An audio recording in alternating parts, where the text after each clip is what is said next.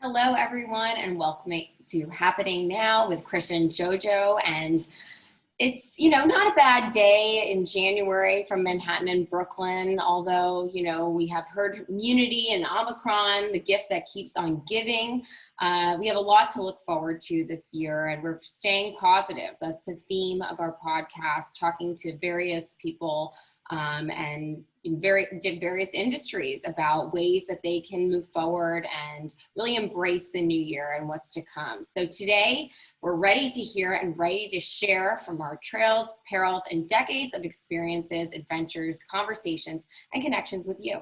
While we ensemble interview authors, athletes, comedians, entrepreneurs, innovators, powerhouses, tennis champions with big personalities, and successful nuts we've curated over the years. You can join us as usual on Apple, Spreaker, Stitcher, and call in wherever you want to listen. Follow us on our social handles at Christian Lenzo, at JoJo Pastors, on our media, all related to the big @ sign there. You can find us also and comment in that section. And this is Happening Now. Welcome. Hey, thanks, Krisha. So before winning a Grand Slam, our guest today grew up on a Christmas tree farm in Ludington, Michigan, before his dad became a New York Giant professional football player. With Todd Martin and others in the top 100 tennis players, they became known as the Tennis Michigan Mafia and formed the 1990s rock band We Haven't Heard of You Either, seen on MTV VH1 and who knows where else. He attended the University of Southern California, earned singles and doubles, All-American honors. He's been at ESPN as a tennis analyst since 1994, covering all tennis slams and tournaments over the past 2 decades. Today, we're talking about the tennis news. It's hot right now, positive and negative, up and down by day. We know you don't want to mess with Texas, and now you've got to check your paraphernalia, Australia. We're going to talk about the latest on the Novak Djokovic status.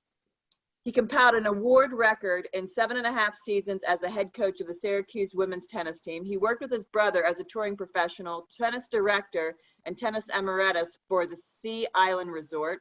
Since he can serve with his left and his right arm, the nickname Dual Hand Luke seemed most appropriate. He's a Grand Slam doubles champion, winning the 1993 French Open doubles title with his younger brother Murphy. Please welcome to the show, Luke Jensen. Woo! How you doing, girls? This is fun. Thanks for having me. Thanks, Luke. How are you?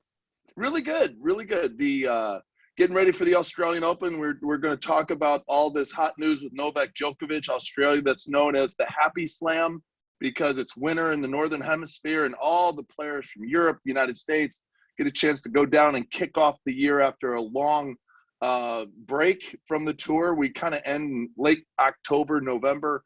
And then we just get geared up for this beautiful slam. Unfortunately, all of this quarantine, all this COVID over the last couple of years has really kind of put this first slam into a not happy slam. Yeah, this might be the first year, right, that might be the not happy slam. And so Djokovic wasn't allowed, then he was allowed.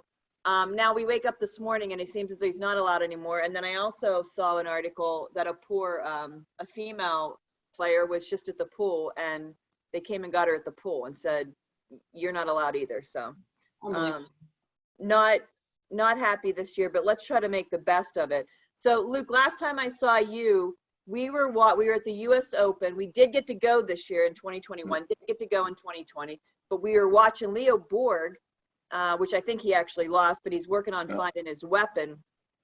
So you think 2022 is going to be a better year than last year? Yeah, I think it all comes down to how we deal with the COVID. Bottom line is, and we'll dig into more of the Australian Open situation, but I think players like Djokovic and players that have made a personal choice not to get vaccinated are going to find it really tough to get into these countries to play the biggest tournaments in the world. And it's not a tournament thing. We want them to play. I think all the players totally understand.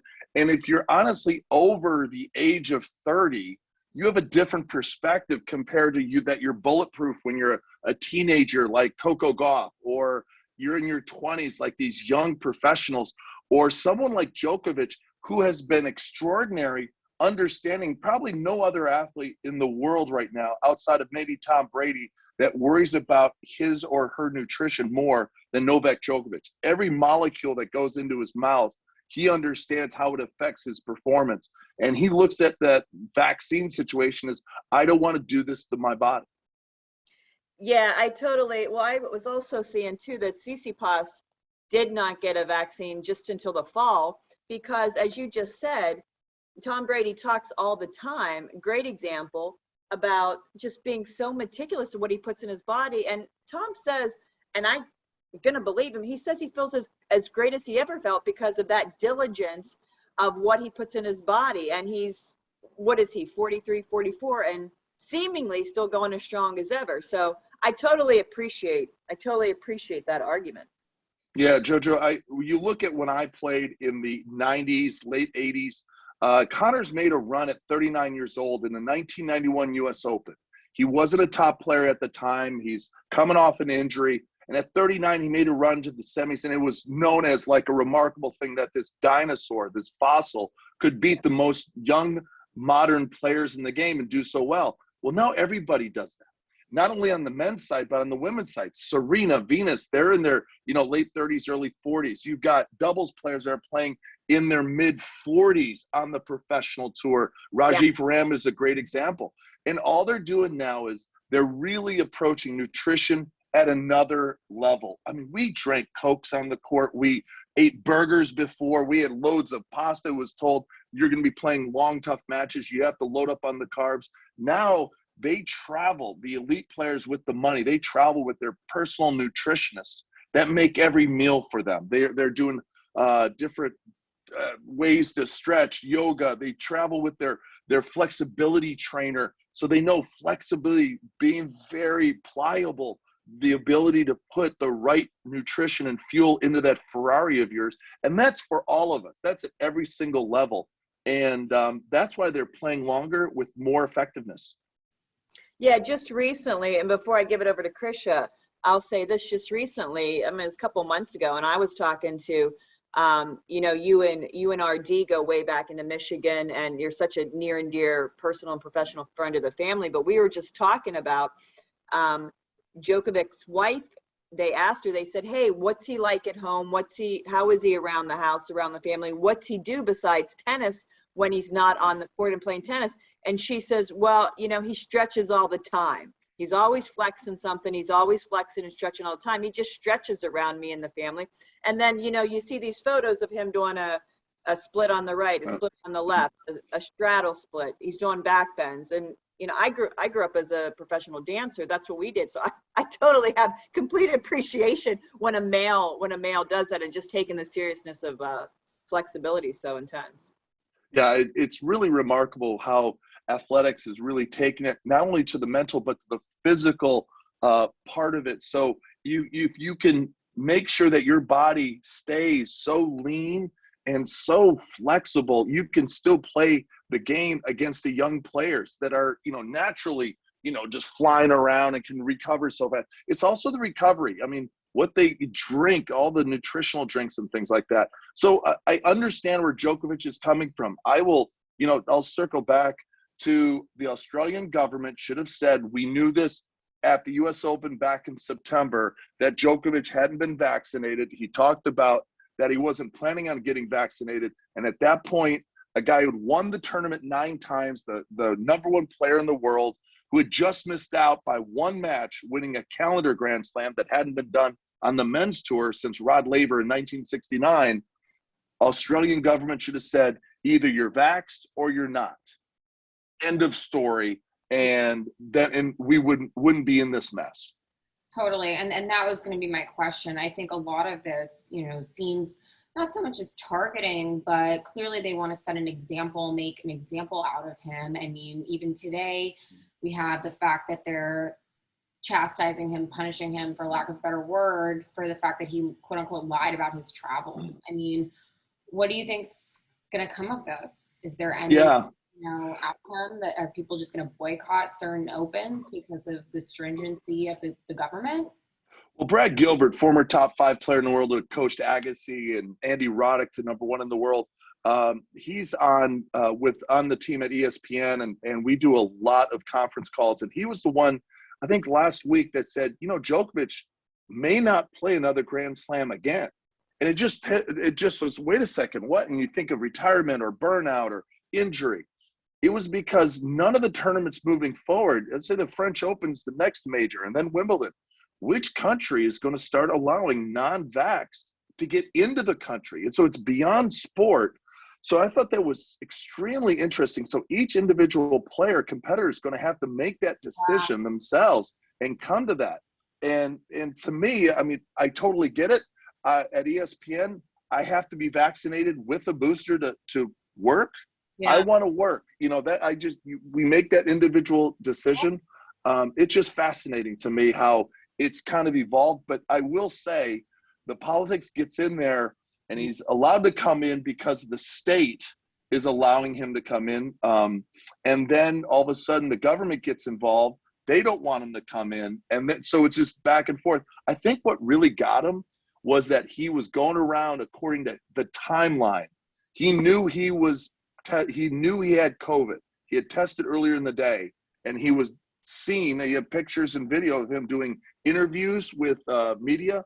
And I think he did something with juniors, like they went to some type of junior tennis event, and he was positive, and he knew he was positive.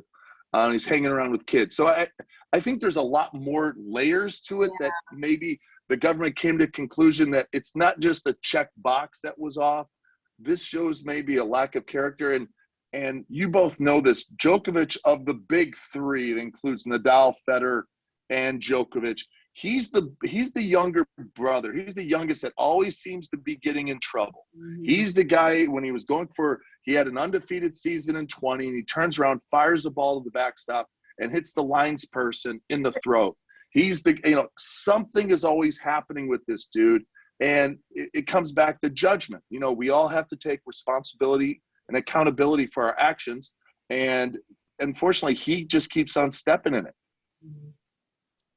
Yeah, it seems to be the case. I mean, poor guy. In some ways, yes, he is, the younger brother, but also maybe, he's pushing the limits of what needs to happen there. So, moving forward, though, what else are you looking at right now with respect to, our top athletes and COVID and who's really the one that, if Djokovic is going to be stepping down, not able to participate in these upcoming tournaments because of government restrictions, I mean, who is going to be the number one?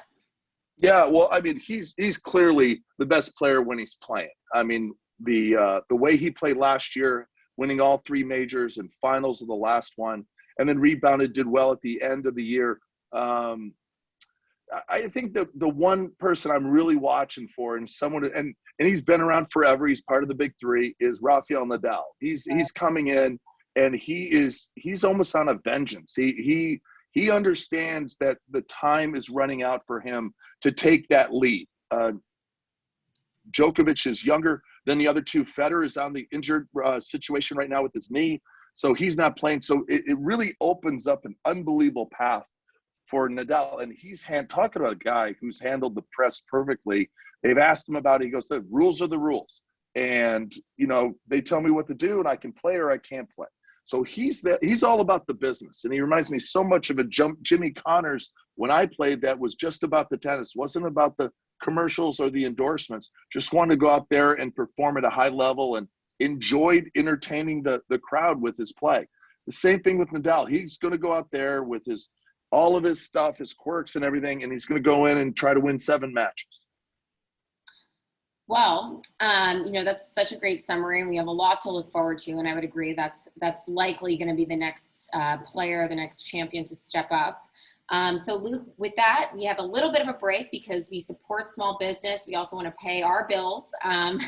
So I'll do our sponsors corner. For everyone who doesn't know, we have a few great sponsors. First off, Boat Hotline, Miami's premier rental platform. Yacht season has begun, so do not miss out on special rates. You can check out their IG page. They are awesome. Then we have Keller Williams Miami Beach. All of your real estate needs, you can contact Joanne Policalvo, our dear friend, sister.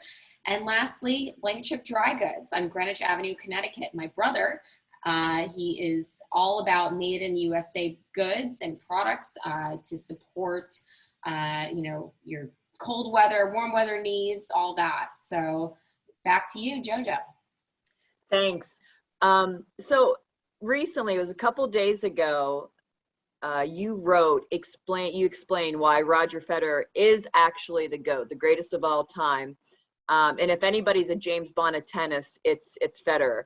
Do you want to share with our listeners, direct them to that article? It's in Tennis World, everyone listening. And speak a little bit, what compelled you to write that? I just known him for a long time. He was one of our ball kids when we played in Basel many, many years ago in those early 90 years. And you go to tournaments all the time as a professional tennis player, and you see the latest local hot shot.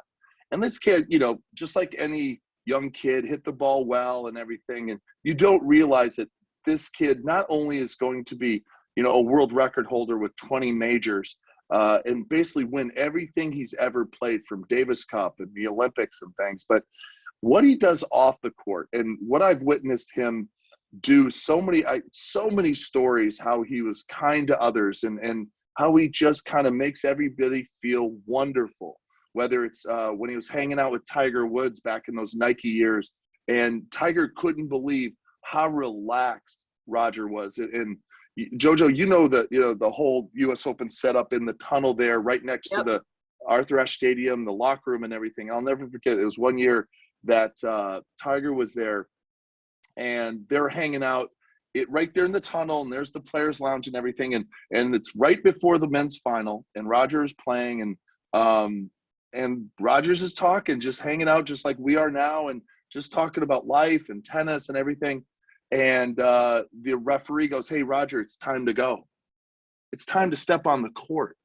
And Tiger was blown away by, I cannot believe, like when I'm playing a major, whether it's the first round or like I'm locked down for 2 weeks before in this mental zone. This is before the finals, and Roger's just talking, how you doing? Like, high-fiving the little kids that are going by. And he is, to me, that's why he's a James Bond of our sport, or just as a human being, just because he looks at himself, or he views himself not as some person above everybody or an ambassador of anything. He's just like a tennis fan. He's a tennis nut. He watches tennis. He watches all the young players coming through the ranks, and if he plays a qualifier, he YouTubes all of their matches so he can study. He's a tennis geek, and he just kind of walks around like he can't believe he's Roger Federer, and this Roger Federer's just thing's gone out of control, but he's always so kind and gentle, and he always has the right thing to say at the right moment. And I've never seen him off point. And he gets a lot of demands, and wherever he goes, he's in this weird chamber of everybody staring at him and looking at him and wanting something from him. And he always has the right reply. Nadal, the same thing, very genuine and very genuine. And so it's just, we are honored to have such extraordinary champions to be able to watch. And this is Andy Murray too, what he's done for Great Britain. This is Roger Federer, Nadal, Djokovic. He's had his unforced errors, but you know what I mean? These are really good people that care about the game. Serena and Venus Williams, these are historic figures with historic records. And if you saw King Richard, the movie, highly recommended. I loved what they were able to do, and they kept it within the 9-year-old, the 14-year-old, frame they didn't get before and they didn't get after. And you could really see some amazing stuff. And it was just knowing so much of that story. And then you have the Bryan brothers. So these are historic figures that have broken historic records, and they're all good people, and they all care for the world and the game around them. Yeah, and I'm going to, what you said, I actually completely heard about 2 months ago from my dad-in-law, Rick Furman, says the same. He's always said the same thing about Federer. He just loves the game. He loves to play. He appreciates and respects just having the opportunity to go and do that because of just such love and adoration for the game. And he totally respects that experience with the fans and the large capacity and these large slam events and the small. He's there for it. And the same thing with, I did see King Richard. Krisha and our listeners, if you haven't seen King Richard, I've been telling everybody to see it. I don't know if it was accurate or not. So I was asking RD and Rick, and they said, yeah, it was probably accurate. And they spoke very, very highly of Richard Williams as well. And now you're saying the same thing. So. Yeah. The one thing with I mean, how do you put a movie with people, living legends that are going to critique it, and everybody's has been watching them over the last 20, 30 years. And I know them. Again, when you're a professional, you see these young kids that are talented come up, and 99.9% they don't make it for whatever reason. Yeah. But the 0.1% that end up to be the Williams sisters or the Bryant brothers or Roger Federer, it is truly amazing to watch their story. And some of it's, I mean, for instance, the girl that Venus beat, Sean Stafford, in the first round of Oakland. And, little thing, like Oakland was played indoors back in the day. Mm-hmm. They showed it playing outdoors. Sean Stafford, I was actually dating her when Venus played her. So I knew kind of from the other side of the net. So it was very interesting. Yep. And Venus, in the movie, they showed her wearing the beads, her famous beads, in the second round against Arantxa Sanchez Vicario. She actually had them on before that. So like little details where the movie took artistic privilege to really, and it was a great scene in the movie, but some of it was amazing for me to watch because there is one scene where Richard doesn't cross the street because of a situation. And if he was allowed to cross the street, we would not have the Williams sisters. And that is, to see it, on the screen was just so powerful to me, to see two of the most powerful women in the history of the planet, not just tennis, but in the history of the planet, what Venus and Serena have done for sports and minorities, how Venus Williams was the one player when she was number one in the world in the early 2000s. 1973, the US Open made equal prize money for men and women. They decided that in 73. Now it's the early 2000s and Venus is going, why am I getting less money than men?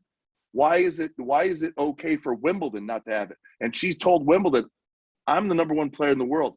I'm not playing unless there's equal prize money. Think about just that component, that Billie Jean King moment for her. So I have so much respect for them. And please, if you haven't seen King Richard, watch it, because it's so interesting how two people, I mean, I came from a Christmas tree farm, and those two came from inner city with, a lot of violence. So it's an extraordinary journey through the game of tennis. Yeah, I was just thinking about that. They had so many challenges, extra struggles of life growing up, just daily living. So by the time they did get to the tennis court, it may have been an outlet. It may have been someplace to channel to go in a much different direction, and positive direction. But I would think that, unfortunately, you can look at it both ways, fortunately or unfortunately, probably how they grew up probably just really toughened them. Prepared them even that much better for where they got, Yeah, and you'll see in the movie, and there are some coaches, and we all see, parents who don't have a lot of means come to coaches, hey, I've got a talent, I want my kid to get the opportunity to play tennis, but we can't pay anything. And so Richard Williams, through the story, was just trying to find somebody, and he did. And going back to your father-in-law, Rick Furman was a huge part of the Michigan tennis mafia. I mean, a guy who had played, but was establishing something in Lansing. And I was growing up at the other side of the state in Ludington/Grand Rapids, and there was Detroit with Aaron Crickstein and that crew. But he was the one that endorsed people. Rick Furman was the guy who endorsed kids to the nationals, and I never got a chance to play nationals. And he gave me a chance, and I'd won a couple of matches. And sitting down with him, you had to get through him to get to the next level. And it was our opportunity to work with him, and he gave us that opportunity that really, boy, see the nationals, see what you can do with hard work. And so it's, like the Williams sisters, you need people like Rick Furman in your life that believe in you and see your work ethic and see, the confidence that when you put work ethic and, confidence and really a lot of will on the court, what can happen. So a lot of success comes down to the Rick Furmans of the world that do believe in you and give you the opportunity. Yeah, absolutely. Open up those doors, giving you the keys, and just doing their part to help you step further. Yeah, it's tremendous. He's out on the court still doing it today. Over 70 at 77 days a week. He's an inspiration to us all. Jojo, to this day, walking into a meeting with him to see if I was going to get endorsed to the Nationals or not was more nerve-wracking as a 14-year-old, a 15-year-old than it was stepping onto the court for the French Open final. Because you're walking in, you say, "Am I going to go or not?" And at the French, it's easy. You're walking on the court, you got to prove yourself. But it was those days you're like, "Oh, dude, all my hard work, is it going to pay off?" And he believed in the Jensens, and he gave us all an opportunity to take it to the next level that led to other opportunities because he believed in us and he believed in what we were doing. Yeah, I mean, he believed in you when you guys probably didn't believe in yourself. You probably didn't know yourself. You're just trying to get there and get by, but you're not even exactly sure how to do it, where you're going. So big love, big kudos as always. Best dad-in-law in the world. I couldn't have picked a better one myself. With the French Open, you said you were even more nervous when you were 14 and that nationals conversation than getting on the stage at the French Open.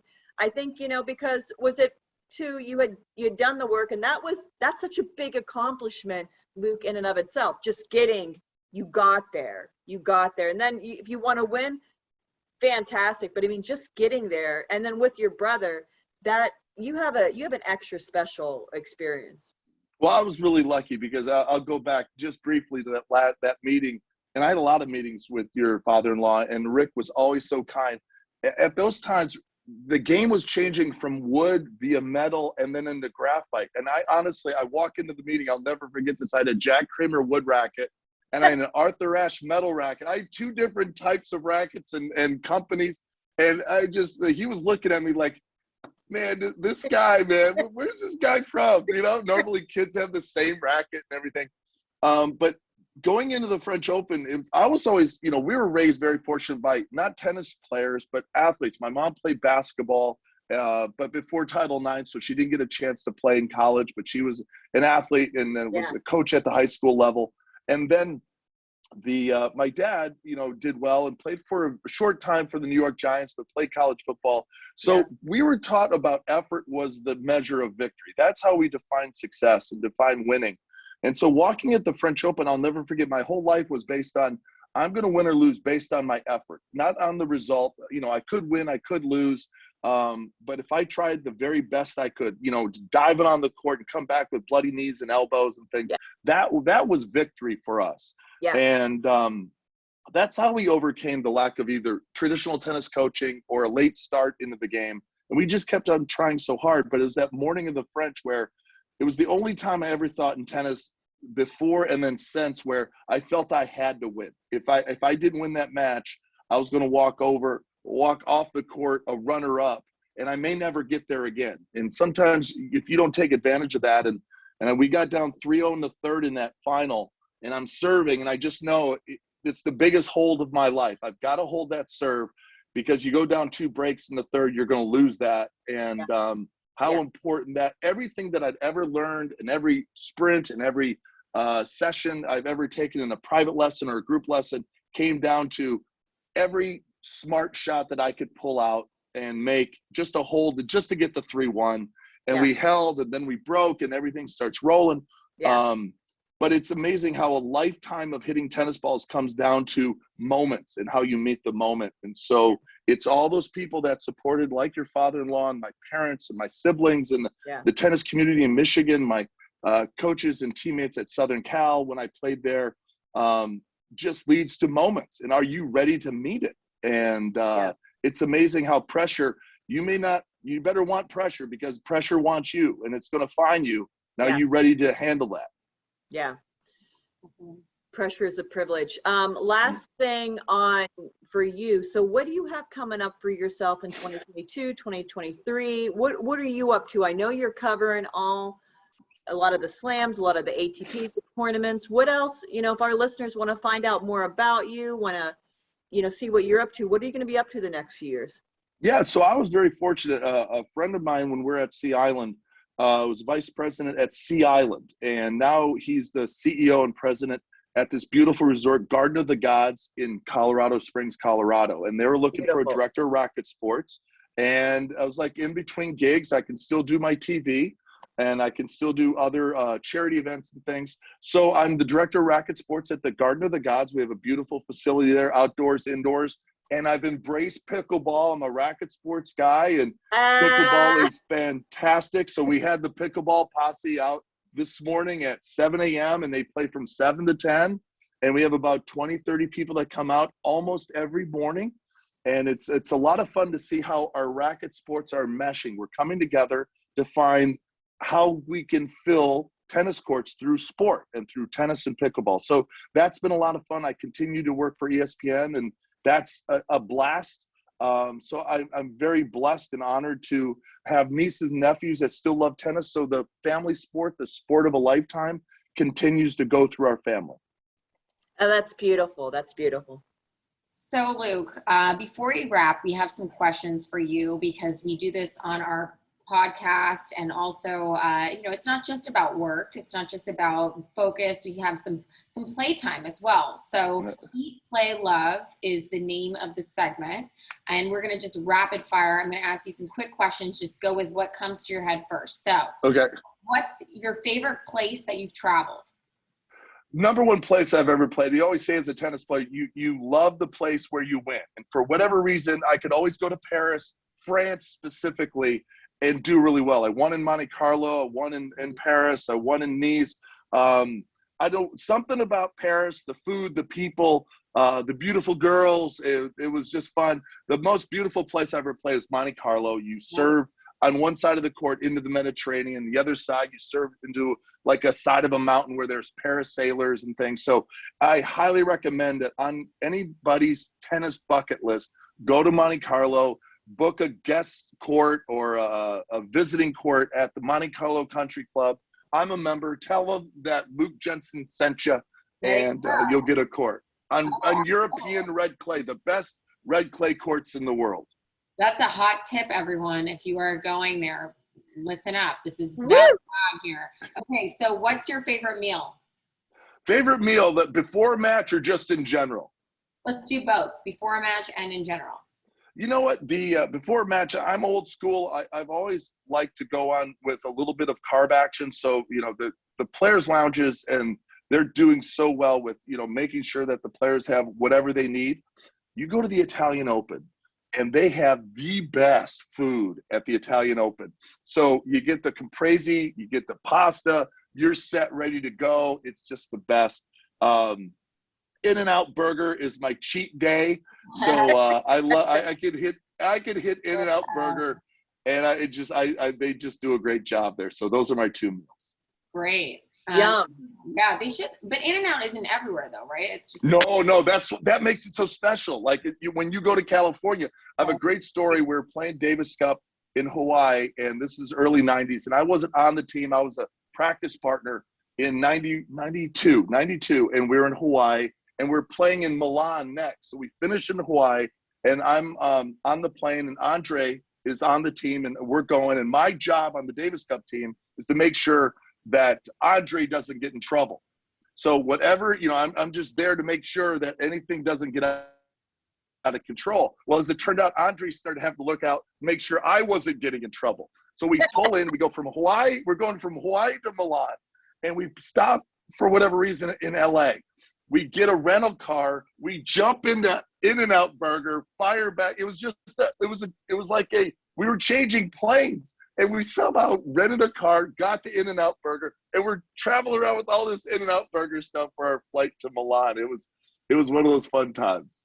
It's epic. So last question. If you are going out to dinner, you have a choice of 3 people who can join you, dead or alive. Who is it going to be? Well, I was very blessed and honored to know and have had dinner with Nelson Mandela. Wow. And he was extraordinary. He had just gotten out of his prison sentence, and he hadn't taken over South Africa yet, and apartheid was just ending, and and he was just extraordinary. And his words, he's a big tennis guy. To sit down and have more time with him, Yeah. it's really a tie on the other side. I would have loved to have spent more time with Arthur Ashe. Arthur Ashe was a huge influence. I could give you more stories on how he really changed my life as a tennis player, both on and off the court. I was thinking about turning pro or going to college, and he sat me down. He was the Davis Cup captain at the time and really convinced me to go to college, which was the biggest and greatest decision I ever made for me as a human being, socially, the development, instead of just being a tennis robot.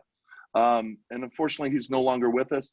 And anytime I get to spend with Billie Jean King, I mean, I could hang with Billie Jean King, shut my trap, and just soak in her greatness. She really is a visionary. And anytime you're around her, she's always, honestly, 20 to 50 years in front of us. I wish you'd have told me about Bitcoin, but she is this type of visionary that she cares so much about what we're doing as a human race and how we all she has time for everybody, and it just inspires you to get your very best out of yourself every single day. And so I would say, Billie Jean King would be that person. It's just they've done so much for now. Just people I've met before that I wish I could have even more time with. Those are wonderful ones. Those are some great choices, and you're actually exactly right, because Billie Jean King actually even made some time for us. So that's 100% accurate. Luke, thank you so much. Big thanks. Big love to you. This biggest personality we'll probably ever have on our show. We just love it. Luke Jensen. Thank you also to our sponsors and our listeners this week and every week. Tune in next week for Wendy Luttrell, International Executive Coach and Business Mindset Advisor. Luke is helping us with tennis and life, and Wendy's going to not be tennis and be life and be business. Thank you so much. Krisha, tell us they can catch us. Yeah, so you can catch us every week with our host, JoJo Pastors, me, Krisha Lenzo, and Joanne Policalvo. You can go to the comment section on social media for all of our contact details. From our family to yours, may 2022 bring you health, wealth, and happiness. Most importantly, health and happiness. That's it for us today. We will see you next time. Thank you, everyone. Thanks for tuning in. Thank you.